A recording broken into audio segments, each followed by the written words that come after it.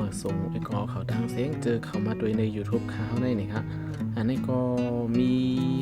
vivo นะครับเนาะมันในฐานะมี vivo Y15 ตัวหนึ่งนะครับเนาะปุ๊บเปิดเครื่องมามันจะเป็นจังไหนคะนะมันเด็กกึดอยู่ที่โลโก้ vivo ในคณะกว่าดังเลยแถวนะครับเนาะอันนี้ก็หมายถึงว่าซอฟต์แวร์มันสมบูรณ์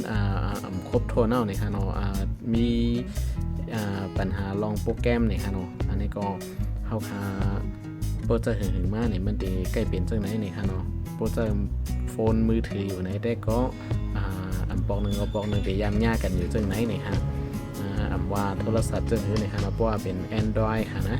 iPhone ก็ยังเปลี่ยนอยู่ค่ะเนาะมาบอกก็ขึ้นรูป Apple มาเฉยมาหลายๆเนี่ยค่ะเอาค่ะอันนี้ก็เฮาค่ะมีวิธีแก้จังหือในออนดังส่วนเฮาค่ะก็มารีเซ็ตเครื่องมันด้วยนี่ครับเนาะฮับรีเซ็ตนี่ฮะปุ่มไรล่างๆนี่ก็เขาคาก็เดี๋ยวใส่โปรแกรมใหม่นี่ครับเนาะเขาคาก็เดี๋ยวใส่คอมแพตโปรแกรมนี่ฮะอันนี้ก็เขาเดี๋ยวล่างด้วยมือก่อนนะครับเนาะ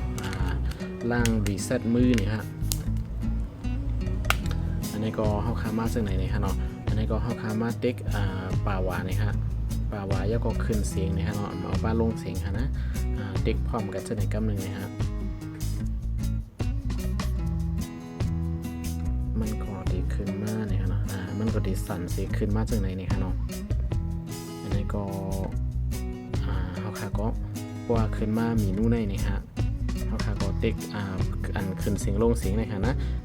วอลลุ่มเลยฮะเขาขาก็ติ๊กขึ้นเสียงลงเสียงเลยค่ะนะอันนี้ก็เขาขาก็มันอยู่ด้านเลยเนี่ยฮะเนาะเขาขาก็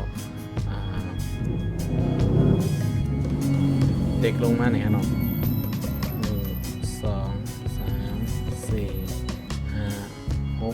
เอาป่นกว้างเลยฮะเนาะเอารีเการีโมทเนี่ยฮะเนาะอันนี้กันนะเขาก็ดิขึ้นมาดีรีเการีโมทแล้วก็ติ๊กป่าหวานในตกลงเนี่ยฮะโอเคเนี่ยฮะอันนี้ก็เข้ากว่าดีเนอร์รีเการีโมทเนี่ยฮะเนาะอันนี้ครับว่าเข้ามาในรีเการีโมทเนี่ยฮะเนาะมันได้มีจังไหนเนี่ยฮะ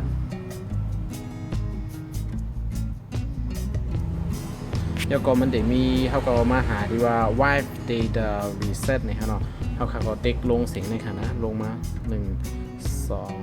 3 4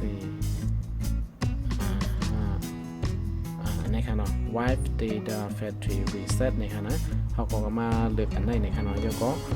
ติ๊กโอเคปาวาในกันในค่ะเนาะโอเคแล้วก็ติ๊กลงมาถึง9 1เนี่ยค่ะเนาะลงแล้วก็มาดีว่า yes นะครับ delete all user data นะครับเนาะอันนี้ก็ลบหมดนะครับอันนี้ก็มันก็ได้ล่างเครื่องมันยาวนะครับเนาะแล้วก็เอาขามาไปกำหนึ่งนะครับไปมันดึกล่างเครื่องอยู่นะครับเนาะโปรล่างเครื่องซึ่งไหนยาวไปหายเนี่ยได้ก็เดี๋ยวเลยลงโปรแกรมลงลอมเหมือนะครับลอมมันนะครับเนาะอันนี้ก็ว่าเขาคาจำโดยเจิงไหนมันไรกว่าในก็ไรว่าเดเสียงข้าวย่ำน้ำในค่ะเนาะทั้งเสียว่าเขาคาเฮ็ดเจิงไหนมันยังรีขึ้นมาในก็ไรว่าโปรแกรมซอฟต์แวร์ต่างในมันนั่น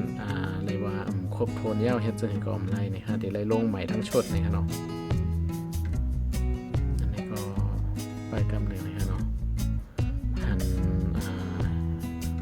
Android เนี่ยเหตุการณ์เนี่ยฮะกึดอยู่ในฮะเนาะเพราะว่าดีแดงเนี่ยมันถูกดีเลนอันนี้มันในการในเดปั่นนะฮะอันนี้ก็เหตุการณ์เนี่ยฮะเนาะไปตามด้วยก่อนนะครับโอเคอันนี้ก็มาแถวหนึ่งนะฮะ2 แถวนะฮะเนาะ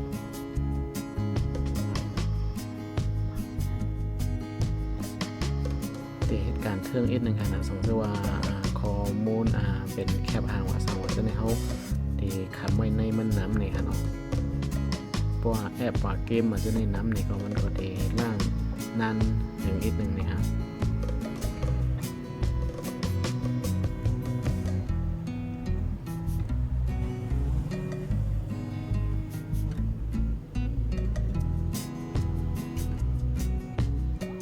เขาค่ะก็จำด้วยในค่ะเนาะเมื่อไรว่าเขาเติกเอาเฮ็ดทั้งกล้วยมไรในจงได้เอาว่าที่แสงมันก็เดลี่นี่ครับจ สังเกตว่าเฮาคาจ้ามตัวนี่ฮะเนาะฮู้นี่ฮะเฮ็ดมันเป็นหยังก็เอากับจู้เบิ่นนี่ฮะเนาะเฮาก็ติกินเงินกินต้องนำนี่ครับเพราะว่าเฮาคาเฮ็ดจ้ามตัวเอามันอำไรแต้ๆมื้อเลยยอมซูมเอานี่จังได๋เอากับที่ร้านมันก็ดีลีนี่ฮะกวยกาเพราะว่าเฮาคาได้เฮ็ดนี่ก็ได้เลยมีต่างหูลองมันอีกนึงนี่ฮะเนาะเดบเฮ็ดดีๆ2เฮ็ดนี่ฮะสังเกตว่าเฮาคาเดบเฮ็ดให้เอาหันเปิ้นเฮ็ดกว่าแล้วก็ลำดิมเฮ็ดกับจอมตั้งหัวบ่เตรียมตัวแน่นนี่ก็พวกเฮาคากว่าเฮ็ดนี่ก็มันต่างเฮ็ดให้เครื่องเฮาฟงเฮาแล้วเหมือนกันนี่ค่ะเนาะเฮาก็จำเฮ็ดจังไหนค่ะนะแต่ว่าตั้งหูเตรียมตัวแกงนะล่าในได้ก็มใจค่ะเนาะนี่ก็มีฟงมันไว้แลขาวก็จำให้พี่น้องเขาเลยด้วยนี่ค่ะเนาะ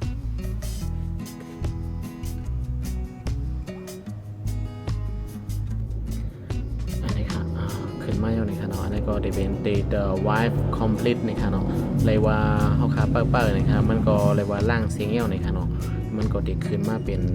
จังไหนนี่ค่ะเนาะเพราะว่ามาจังไหนเอาเนี่ยเฮาคาก็เด็กบันดีระบบ system now นี่ค่ะเนาะอันนี้ก็เฮาคาก็เด็กป่าว่าอันนี้ตกลงบันแห่งกำนึงนี่ค่ะเนาะมันก็ได้ปุดเครื่องมันลงกว่านี่ค่ะนะสังเกตว่ามันปุดเครื่องมันลงกว่าในเฮาคาก็ป้ายนี่ค่ะจนกว่ามันขึ้นมานี่ค่ะเนาะก็ประจำด้วยกันในขนมสังสวรรค์ไรนี่ก็เลยว่ากำลีทำไรสินค้ายำนำนะครับดูกว่าลงในคอมในสั่งเสียงใส่โปรแกรมใหม่ได้เลยกว่าหาใช่ไหมนะอันนี้ก็เขาก็เปิดด้วยนี่ครับสังสวรรค์เฮ็ดจังไหนเสียงมันไรนี่ก็เป็นอันง่ายอยู่ในขนม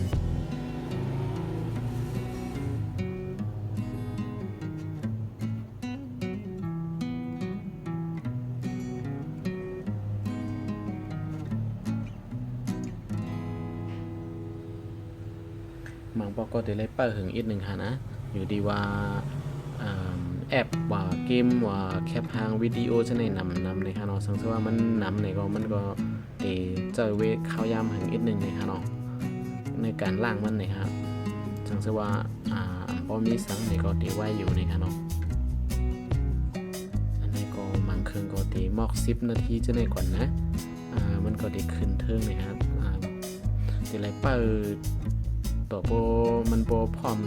ตัดเหตุการณ์นั่นเองครับสังเกตว่าในข้าวยำซึ่งไหนในสังเกตว่ามีแบตเดมดแบตทิ้งเดมดในก็เสียบสายไว้นะครับเนาะอย่าไปให้มันขาดนะครับนะแล้วก็อย่าไปว่ามันหนุ่มไล่อันนู้นอันไหนนะครับเนาะเป็นจังนั้นจังไหนแล้วก็ขวาปิดเครื่องเสียแล้วก็ถอดแบตออกจังไหนนะครับนะมีเหตุนะครับเนาะในข้าวยำซึ่งไหนครับนะติดเลยไปด้วยก่อนนะครับเนาะเมื่อแล้วมันหนุ่มขึ้นมาได้ๆเขาจงไปจ้ามนะครับเนาะเปิดด้วยเหตุครึ่งชั่วโมงนะครับพวกครึ่งชั่วโมงไรนี่ได้ก็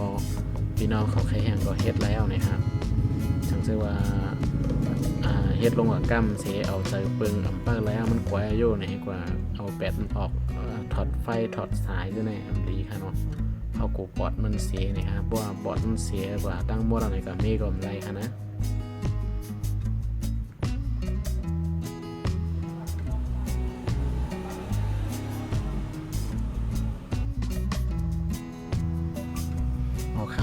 อันนี้ก็ขึ้นมาแล้วนี่ค่ะเนาะในว่าการนี้นี่ฮะมันขึ้นมาจากไหนว่า set up your phone นี่ฮะเฮาค่ะก็เด็ก set up ดีไหนค่ะเนาะมันก็ขึ้นมานี่ค่ะเฮาค่ะก็ภาษาอังกฤษนี่ค่ะเนาะแล้วก็เด็ก next แล้วก็ประเทศเมืองไทยค่ะก็ Wi-Fi อันไปเอานี่ค่ะเนาะค่ะข้ามกว่าก่อนนี่ค่ะเนาะ next แล้วก็อันนี้ก็อันไปเอานี่ค่ะเนาะข้าม nextก็ข้ามกว่าติ๊กๆในขนมจงไปก่อนตั้งดีหลังตั้งภายหลังก็ไรนะครับอันนี้ก็ get start ในขนมอะไรว่าเป็นอันกามลีในขนมเป็นสังเยาในครับอะไรว่าเป็นอันเยาตัวลีงามนะครับก็เฮาขาก็จำด้วยในขนมเพราะว่ามาอันก็เด็กอีกหนึ่งนะครับอันนี้ก็อะไรว่าหมดข้าวยำกว่าก็10 นาทีจะได้10 นาทีในขนมอันนี้ก็เป็นvivo นี่ค่ะเนาะอันนี้ค่ะนะเตให้พี่น้องเขาด้วยนี่ค่ะมีเนื้อวาชันนี่ค่ะอันนี้ค่ะนะจะเป็นvivo Y15 นี่ค่ะเนาะ Android 4.2.2 นี่ค่ะเนาะฝากถึงพี่น้องเขานี่ค่ะสัง ซึ่งว่าพี่น้องเขาด้วยมีพรดีต่อหน้าพี่น้องเขาเนี่ยก็อย่าลืมกดไลค์กดแชร์อันนั้นก็ติดตามวิดีโอของข้าเฮาแต่มันในฐานะแหล่งๆ Subscribe นะครับติดตามYouTube ของข้าเฮาเนี่ยก็ยินจนขอบใจอย่างน้ำในค่ะที่เข้ามาด้วยนะคะเนาะมาส่งผู้ปกครองในค่ะเนาะอย่าลืมเด็ก Subscribe ปันนิดนึงนะคะเนาะเป็นปันบันแห้งนะคะเดี๋ยวอะไรมีวิดีโอใหม่ๆน้ำเฮ็ดสั่งในก็มีตัวทบตั้งหันจะหือในก็เดี๋ยวเอามาคืนให้พี่น้องเขาในค่ะเนาะมาส่งค่ะ